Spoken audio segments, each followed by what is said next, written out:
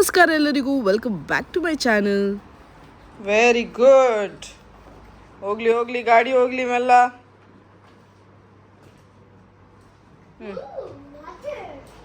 ಕುಡಿ, ಒಂದು ಸಿಪ್ ನೀರು ಕುಡ್ದು ಮೆಲ್ಲ ಮೆಲ್ಲ. ಅಲ್ಲೇ ಹಿಂದೆ ಇಡು, ಇನ್ನೊಂದು ರೌಂಡ್ ಹೋಗಿ ಬಾ. ಗಟ್ಟಿ ಇಡಿ ಮಗ. ರೈಟ್ಸ್ ಪೋಯ್. ಹೋಗ್ಲಿ ಹೋಗ್ಲಿ, ಗಾಡಿ ಹೋಗ್ಲಿ, ನಿಲ್ಲೋದು ಬೇಡ. ಮೆಲ್ಲ ಮೆಲ್ಲ ಮೆಲ್ಲ. ಅದಕ್ಕೆ ಯು ಹ್ಯಾವ್ ಟು ಕಾನ್ಸಂಟ್ರೇಟ್. ಎಂತ ಸಹ ಮಾಡೋದಾದ್ರೆ ನೀನು ಕಾನ್ಸಂಟ್ರೇಟ್ ಮಾಡಬೇಕು. ಐತಲ ಕಡಿ ಮಾಡಿ ಹೋದರೆ ಡುಬ್ಬಾಗ್ತಿ ಅಷ್ಟೇ. ಹಾಗೆ ಹಾಗೆ, that is called rolling. Okay, go, ಹೋಗು. ಎಲ್ಲಿ ಕಾಂಪ್ಲಿಕೇಟೆಡ್ ಜಾಗಕ್ಕೆ ಹೋಗಬೇಡ. ಐಡಿ ಕಾರ್ಡ್ ಇದರಲ್ಲಿ ಉಂಟಲ್ಲ? ಹೌದು. ವಾಲೆಟ್ ನಾನು ಹಿಡಿದು ಪರ್ಸ್ ಹಿಡಿಬೇಕು. ಇದನ್ನು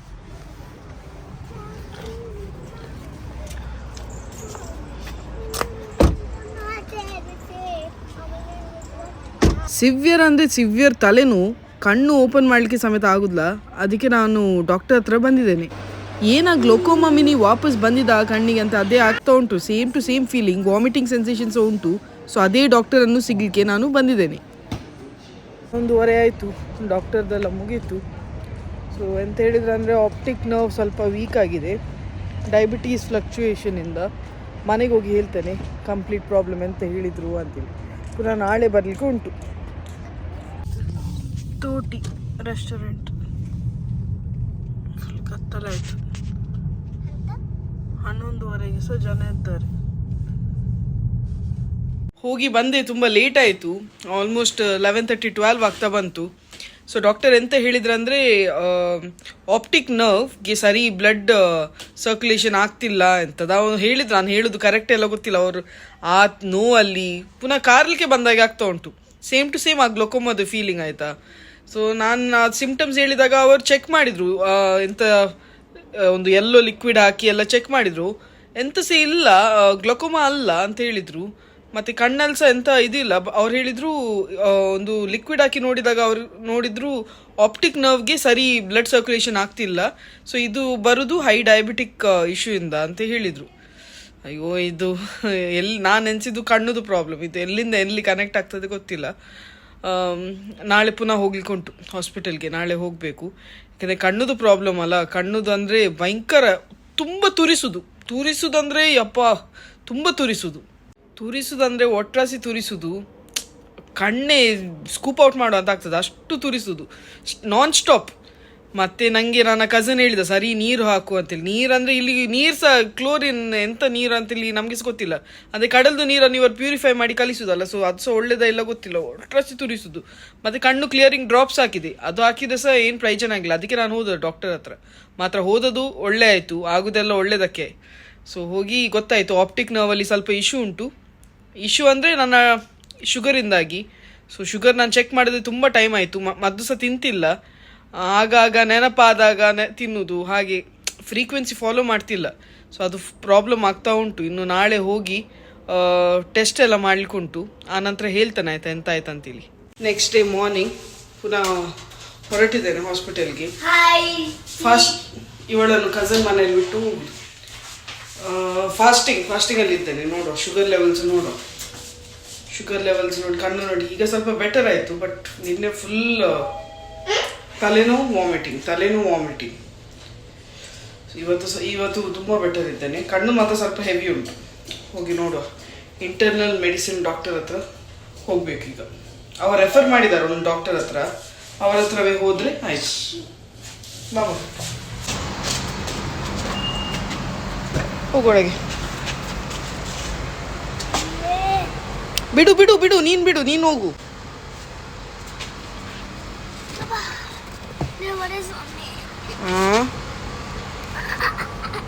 ಬ್ಯಾಗ್ ಹೆವಿ ಉಂಟಾ?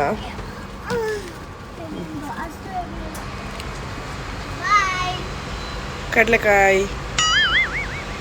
ನನ್ನ ಪ್ರೀವಿಯಸ್ ಹಿಸ್ಟ್ರೀಸ ಎಲ್ಲ ಹೇಳಿ, ಪ್ರೀವಿಯಸ್ ರೆಕಾರ್ಡ್ಸ್ ಎಲ್ಲ ತಗೊಂಡು ಹೋಗಿದ್ದಾನೆ ಡಾಕ್ಟರ್ಗೆ ಗೊತ್ತಾಗಲಿ ಅಂತೇಳಿ. ಸೊ ಅದರ ಪ್ರಕಾರ ಅವರೆಲ್ಲ ಟೆಸ್ಟ್ ಬರೆದು ಕೊಟ್ಟಿದ್ದಾರೆ.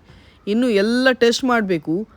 ಫಾಸ್ಟಿಂಗ್ ಬ್ಲಡ್ ತಗೊಳ್ತಾರೆ, ಮತ್ತು ಯೂರಿನ್ ಟೆಸ್ಟ್ ಮಾಡ್ತಾರೆ, ಹಾಗೂ ಎಲ್ಲ ಟೆಸ್ಟ್ ಮಾಡಿದ ನಂತರ 6 hours ನಂತರ ರಿಪೋರ್ಟ್ ಬರ್ತದೆ ಅಂತೇಳಿ ಹೇಳಿದರು. ಇಷ್ಟೆಲ್ಲ ಆಗುವಾಗಲೇ ಮಧ್ಯಾಹ್ನ 2:30 ಆಯಿತು. ಇನ್ನು ಕಿಯಾರನ್ನು ಪಿಕಪ್ ಮಾಡಿ ಮನೆಗೆ ಹೋಗಬೇಕು. ಮೇಡಮ್ ವಾಪಸ್ ಬಂದ್ಲು, ನಂದು ಸಹ ಚೆಕಪ್ ಎಲ್ಲ ಆಯಿತು. ಇನ್ನು 6 hours ನಂತರ ರಿಪೋರ್ಟ್ ಬರ್ತದೆ. ಬೇಗ ಬಂದದು ಹಾಸ್ಪಿಟಲಿಂದ ಕಿಯಾರನ್ನು ಪಿಕಪ್ ಮಾಡಿ ಬಂದೆ. ಇವತ್ತು ನನ್ನ ಅಜ್ಜಮ್ಮನ ಅಕ್ಕನ ಫ್ಯೂನ್ರಲ್. ಓನ್ ಸಿಸ್ಟರ್ ಅಲ್ಲ, ಕಸಿನ್ ಸಿಸ್ಟರ್. ಆದರೆ ಸಹ ಆ ಟೈಮಲ್ಲೆಲ್ಲ ಪ್ರೀತಿ ಅಂದರೆ ಲಿಮಿಟ್ಲೆಸ್ ಅಂತೇಳಿ ಹೇಳ್ಬೋದು. ಅಷ್ಟು ಒಂದು ಸಿಗುವಾಗ ಅವರ ಮುಖದಲ್ಲಿ ಬರುವ ನಗು, ಅಯ್ಯೋ ಹೇಳೋದೇ ಬೇಡ. ತುಂಬ ನನ್ನ ಅಜ್ಜಮ್ಮಗೆ ಇನ್ನೂ ಸಹ ಗೊತ್ತಿಲ್ಲ, ಅವರ ವ್ಲಾಗ್ ನೋಡಲಿಕ್ಕೆಲ್ಲ. ಆದರೆ ಅವ್ರಿಗೆ ಇನ್ನೂ ಸಹ ಗೊತ್ತಿಲ್ಲ ಅವರ ಅಕ್ಕ ತೀರೋದದು. ಸೊ ಇವತ್ತು ಫ್ಯೂನ್ರಲ್ ಉಂಟು, ಆನ್ಲೈನ್ ಸರ್ವಿಸ್ ಉಂಟು ಅವ್ರದ್ದು.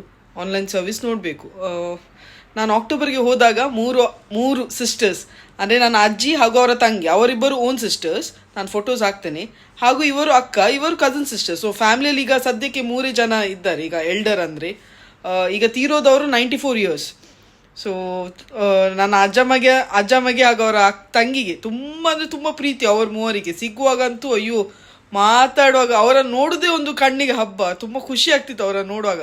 ಈಗ ನನ್ನ ಅಜ್ಜಮ್ಮಗೆ ಗೊತ್ತಿಲ್ಲ ಅವ್ರು ತೀರು ಹೋದದು. ಗೊತ್ತಾದರೆ ಫುಲ್ ಅಪ್ಸೆಟ್ ಆಗ್ತಾರೆ. ಹುಷಾರಿಲ್ಲ ಅಂತ ಗೊತ್ತುಂಟು, ಆದರೆ ತೀರು ಹೋದದು ಹೇಳಿಲ್ಲ. ಸ್ವಲ್ಪ ಟೈಮ್ ಬಿಟ್ಟು ಮೆಲ್ಲನೆ ಹೇಳುವ ಅಂತೇಳಿ ನೆನಸಿ. ಓನ್ ಸಿಬ್ಲಿಂಗ್ ಒಬ್ಬರು ಯಾರಾದ್ರೂ ನಮ್ಮ ಸಿಬ್ಲಿಂಗ್ ತೀರು ಹೋಗುವಾಗ ಡೈಜೆಸ್ಟ್ ಮಾಡ್ಲಿಕ್ಕೆ ಅಷ್ಟು ಈಸಿ ಅಲ್ಲ, ತುಂಬಾ ಕಷ್ಟ. ಅದು ಸಹ ಈ ಪ್ರಾಯದಲ್ಲಿ. ನನ್ನ ಅಜ್ಜಮ್ಮ 93 years, ಈ ಪ್ರಾಯದಲ್ಲಿ ಇನ್ನೂ ಸಹ ಕಷ್ಟ. ಸೊ ಅವರಿಗೆ ಮೆಲ್ಲನೆ ಇನ್ನು ಹೇಳ್ತಾರೆ, ನನ್ನ ಅಂಕಲ್ ಹೇಳ್ತಾರೆ. ತುಂಬ ಟಫ್ ಸಿಚುವೇಶನ್ ಇಡೀ ಫ್ಯಾಮ್ಲಿಗೆ. ಇದುವೇ ನನ್ನ ಅಜ್ಜಮ್ಮ ಹಾಗೂ ಅವರ ಸಿಸ್ಟರ್ಸ್. ನಿಂತವರು ಅವರ ಸ್ವಂತ ಚಿಕ್ಕ ತಂಗಿ, ವೈಟ್ ನೈಟಿಯಲ್ಲಿದ್ದಾರಲ್ಲ ಅವರೇ ತೀರಿ ಹೋದದು. ಅವರು ದೊಡ್ಡ ಅಕ್ಕ. ಮರಣ ನಡೀತಾ ಉಂಟು.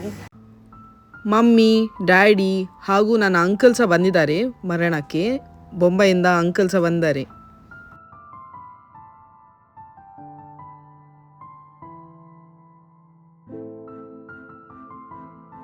ಅಜ್ಜ, ಅಮ್ಮಮ್ಮ.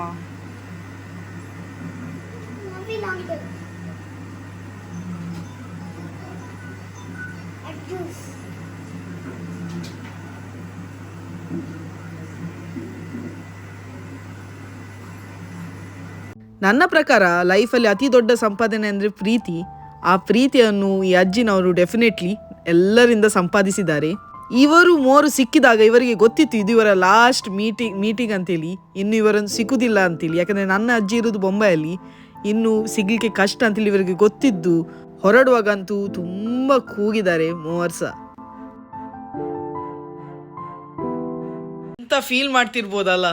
3 ಲಾಸ್ಟ್ ಟೈಮ್ ಸಿಕ್ಕಿದಾಗ 6 ತಿಂಗಳ ಮುಂಚೆ ನಾನು ಅಕ್ಟೋಬರ್ಗೆ ಬಂದಾಗ 3 ವರ್ಷ ಸಿಕ್ಕಿ ತುಂಬ ಮಾತಾಡಿದ್ರು, ಒಟ್ಟಿಗೆ 3 ವರ್ಷ ಊಟ ಮಾಡಿದ್ರು.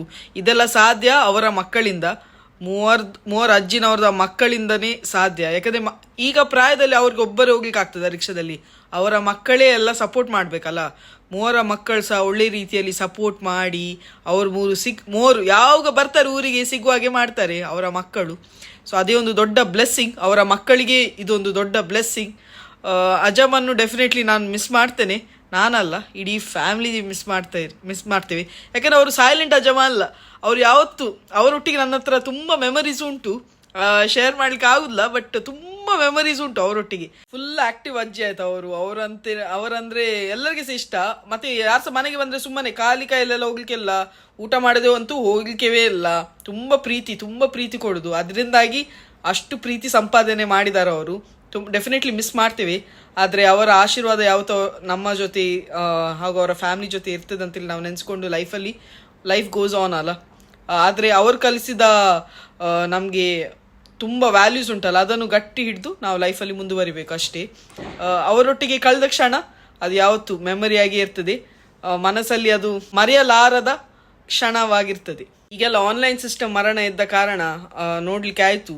ಇಲ್ಲಾಂದರೆ ತುಂಬ ಮಿಸ್ ಮಾಡ್ತಿದ್ದೆ ಲಾಸ್ಟ್ ಟೈಮ್ ಅವರನ್ನು ನೋಡೋದು.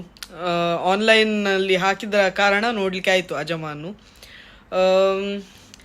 ಎಲ್ಲರಿಗೆ ಸಹ ಒಂದಿನ ಹೋಗಲಿಕ್ಕೆ ಉಂಟು. ಬದುಕುವಷ್ಟು ದಿನ ಖುಷಿಯಲ್ಲಿ ಬದುಕಬೇಕು, ಹೆಲ್ದಿಯಾಗಿರಬೇಕು, ಅಷ್ಟೇ ಒಂದು ಆಸೆ. ಸೊ ನನಗೆ ಮರಣ ಟೈಮಲ್ಲಿ ನನ್ನ ಅಂಕಲ್ ಮರಣದಲ್ಲಿ ಗೋರಿಯಲ್ಲಿದ್ದಾಗ ಅಂದರೆ ಸಿಮೆಂಟ್ರಿಯಲ್ಲಿದ್ದಾಗ ಒಬ್ಬರು ಬಂದು ಅಂಕಲ್ ಹತ್ರ ಮಾತಾಡಿಸಿ ನಾನು ಮಿಸಸ್ ಕುಂದರ್ದು ಫ್ಯಾನ್ ಅವ್ರ ಹತ್ರ ಹೇಳಿ ಅಂತ ಹೇಳಿದ್ದಾರೆ. ಅವರ ಹೆಸರು ಕೇಳಲಿಕ್ಕೆ ಮರ್ತೋಯ್ತು, ಆ ಗಡಿಬಿಡಿಯಲ್ಲಿ ಹೆಸರು ಕೇಳಲಿಕ್ಕೆ ಮರ್ತೋಯ್ತು ಅಂಕಲ್ಗೆ. ನೀವು ಈ ವಿಡಿಯೋ ನೋಡೋದಾದರೆ ಪ್ಲೀಸ್ ಕಮೆಂಟ್ ಮಾಡಿ ಹೇಳಿ ಆಯಿತಾ ನಿಮ್ಮ ಹೆಸರು. ತುಂಬ ಥ್ಯಾಂಕ್ಸ್.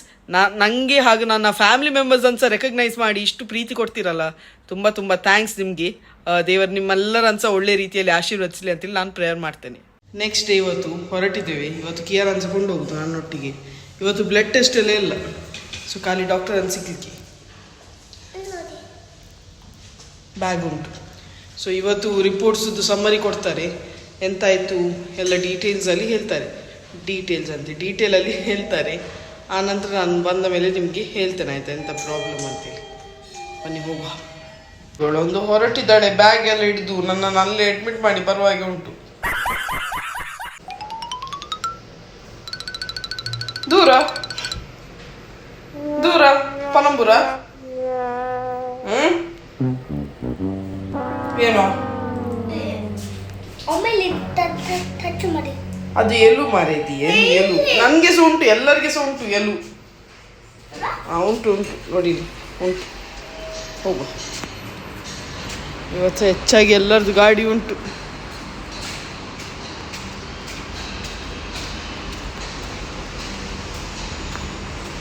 ಹೋಗುವ.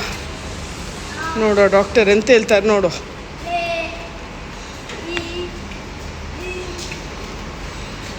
ಇಲ್ಲೂ ಧೂಳು ಉಂಟು, ನಾನು ತೆಗಿತೇನೆ. ಇಲ್ಲಿ ಹೋಗಿ ಹತ್ತು. ರೈಟ್ಸ್ ಪೋಯ್. ಡಾಕ್ಟರ್ ಹತ್ರ ಹೋಗುವಾಗ ಹೆದರಿಕೆ ಆಗದವ್ರಿಗೆ ಸಹ ಹೆದರಿಕೆ ಆಗ್ತದೆ, ಅದು ಕಾಮನ್ ಅಲ್ಲ. ಡಾಕ್ಟರ್ ಹತ್ರ ಹೋಗುವಾಗ ಎಂತ ಸೀಕ್ ಹೇಳ್ತಾರೆ ಅಂತಿಲ್ಲ, ಅದೇ ಹೆದರಿಕೆ. ನೋಡುವ.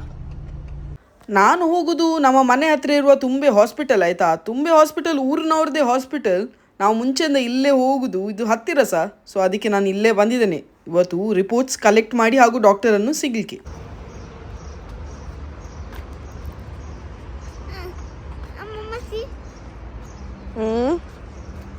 ಬಿಸಿಲುಂಟು ಮಗ, ಬೇಗ ಬೇಗ ಹೋಗುವ. ಬಿಸಿಲಲ್ಲ, ಇನ್ನು ಸನ್ ಗ್ಲಾಸಸ್ ಹಾಕಿಕೊಂಡೆ ತಿರುಗಬೇಕು ನಾವು. ಎಷ್ಟು ಕಷ್ಟ ಅಲ್ಲ ಮಗ ನಿಮಗೆ, ಅಪ್ಪೆಯನ್ನು ಆಸ್ಪತ್ರೆಗೆ ಕೊಂಡು ಹೋಗ್ಬೇಕು. ಅಲ್ಲ ಇನ್ನು ನೀನು ಬಿಡಬೇಡ. ಕಿಯಾರನ್ನು ತಂದರೆ ಅಂತೂ ನನಗೆ ಒಂದು ಎಕ್ಸ್ಟ್ರಾ ಕರೇಜ್ ಆಯಿತಾ. ಕಿಯಾರ ಅಂತಂದರೆ ನಾನು ನೋವು ಆಗುವಾಗ ಎಕ್ಸ್ಪ್ರೆಷನ್ ಎಲ್ಲ ಕೊಡುವಾಗ ಉಂಟಲ್ಲ, ಅವಳು no mumma don't worry am with you ಗಟ್ಟಿ ಕೈ ಹಿಡಿದು ನನ್ನನ್ನು ಅಪ್ಪಿ ಹಿಡಿತಾಳೆ. ಖುಷಿ ಆಗ್ತದೆ ಮಕ್ಕಳು ಹೀಗೆ ಸಪೋರ್ಟ್ ಮಾಡುವಾಗ. ಆಯಿತು, ನಮ್ಮ ಪಿಕ್ನಿಕ್ ಆಯಿತು. ಇನ್ನು ವಾಪಸ್ ಮನೆಗೆ. ಸಿಕ್ಕಿದೆ ಡಾಕ್ಟರನ್ನು, ಎಲ್ಲ ಕೇಳಿದೆ, ಎಂತೆಲ್ಲ ಡೌಟ್ಸ್ ಉಂಟು ಎಲ್ಲ ಬರೆದಿಟ್ಟಿದ್ದೆ, ಎಲ್ಲ ಕೇಳಿದೆ. ಎಂತ ಮಾಡಬೇಕು ಎಂತ ಮಾಡಬಾರ್ದು ಅಂತ ಹೇಳಿದ್ದಾರೆ. ಮನೆಗೆ ಹೋಗಿ ಹೇಳ್ತೇನೆ. ಕೆಲವೊಮ್ಮೆ ನಾವು ಹೋಗೋದು ಒಂದಕ್ಕೆ ಆಗೋದು ಇನ್ನೊಂದು. ಇವತ್ತು ಸಹ ಹಾಗೆ ಆದದ್ದು. ನಾನು ಹೋದದ್ದು ಆ್ಯಕ್ಚುಲಿ ಕಣ್ಣುದು ತುರಿಸ್ತದೆ, ನನ್ನ ಗ್ಲುಕೋಮದು ಪ್ರಾಬ್ಲಮ್ ಅಂತೇಳಿ ಹೋದದ್ದು. ಆದರೆ ಆದದ್ದು ಬೇರೆ. ಡಾಕ್ಟರ್ ಎಲ್ಲ ಟೆಸ್ಟ್ ಮಾಡಿದರು, ಯೂರಿನ್ ಟೆಸ್ಟ್, ಶುಗರ್ ಟೆಸ್ಟ್ ಮಾಡಿದಾಗ ಆ್ಯಸ್ ಯೂಶ್ವಲ್ ಸ್ವೀಟ್ ಅಲ್ಲ ನಾವು. ಮಿಸಸ್ ಕುಂದರ್ ತುಂಬ ಸ್ವೀಟ್ ಇದ್ದಾರೆ. ಸೊ ಅದಕ್ಕೆ ಪ್ರೀ ಡಯಾಬಿಟೀಸ್. 3 ಮಂತ್ಸ್ದು ಆ್ಯಾವ್ರೇಜ್ ಟೆಸ್ಟ್ ಮಾಡಿದರು. ಸೊ 3 ಮಂತ್ಸ್ ಆ್ಯಾವ್ರೇಜ್ ನೋಡುವಾಗ ಪ್ರೀ ಡಯಾಬಿಟಿಕ್ ಸ್ಟೇಜಲ್ಲಿ ಉಂಟು. ಇದು ರಿವರ್ಸಿಬಲ್, 100% ರಿವರ್ಸಿಬಲ್. ಆದರೆ 20 kgs ಕಮ್ಮಿ ಆಗಬೇಕು. 20 kgs ಅಂತ ಹೇಳುವಾಗ ಚಿಕ್ಕ ವಿಷಯವಲ್ಲ. ನಾವೆಲ್ಲ ಗ್ರಾಮ್ಸಲ್ಲಿ ಕಮ್ಮಿ ಆದರೆ ಖುಷಿ ಪಡುವವರು. ಸಡನ್ 20 kg ಕಮ್ಮಿ ಆಗಿ ಅಂತ ಹೇಳುವಾಗ ನಾಟ್ ಎಟ್ ಆಲ್ ಈಸಿ. ತುಂಬ ಕಷ್ಟ ಉಂಟು. ತುಂಬ ಮತ್ತು ನನಗೆ PCOD ಪ್ರಾಬ್ಲಮ್ಸ್ ಉಂಟು. PCOD ಇದ್ದ ಕಾರಣ ಶುಗರ್ ಕಮ್ಮಿ ಆಗಲಿಕ್ಕೆ ಕಷ್ಟ ಉಂಟು. ಸೊ ಮೆಡಿಸಿನ್ಸ್ ಕೊಟ್ಟಿದ್ದಾರೆ. 3 ತಿಂಗಳಿಗೆ ಮದ್ದು ಉಂಟು. 3 ತಿಂಗಳು ಮದ್ದು ತಗೊಂಡು ಆನಂತರ ಪುನಃ ಹೋಗಬೇಕು ಫಾಲೋ ಅಪ್ಗೆ. ಆದರೆ ಆ 3 ತಿಂಗಳಲ್ಲಿ ಆದಷ್ಟು ವೆಯ್ಟ್ ಕಮ್ಮಿ ಮಾಡಲಿಕ್ಕೆ ಹೇಳಿದ್ದಾರೆ. ನೋಡಬೇಕು ಇನ್ನು ಎಲ್ಲೆಲ್ಲಿಂದ ನಾನೇ ಕಡಿಯೋದೊಳ್ಳೆ ಮಾಸ. ಹೇಗೆ ತುಂಬ ಕಷ್ಟ ಉಂಟು. PCOD ಎಲ್ಲ ಇದ್ದರೆ ನಿಮಗೆ ಕೆಲವರಿಗೆ ಗೊತ್ತಿರ್ಬೋದು, ತುಂಬ ಕಷ್ಟ ಉಂಟು ವೆಯ್ಟ್ ಲಾಸ್ ಆಗಲಿಕ್ಕೆ. ಆದರೆ ನಥಿಂಗ್ ಇಸ್ ಇಂಪಾಸಿಬಲ್ ಅನ್ನು ಸಪ್ರೇಟ್ ಮಾಡಿದರೆ ಸಹ ಐ ಆಮ್ ಪಾಸಿಬಲ್ ಅಂತೇಳಿ ಉಂಟು. ಸೊ ಅವ್ರು ಹೇಳಿದರು ನಿಮಗೆ ದೊಡ್ಡ ಚಾಲೆಂಜೇ ವೆಯ್ಟ್ ಲಾಸ್ ಆಗಲಿಕ್ಕೆ, ಯಾಕಂದರೆ PCOD ಉಂಟು. ಇದೊಂದು ಡಾನ್ಸ್ ಮಾಡುವ ವಿಷಯ ಮಗ. ಹೆಲ್ಮೆಟಾ? ನೀನು ಸ್ಕೇಟಿಂಗ್ ಮಾಡು ನೋಡು.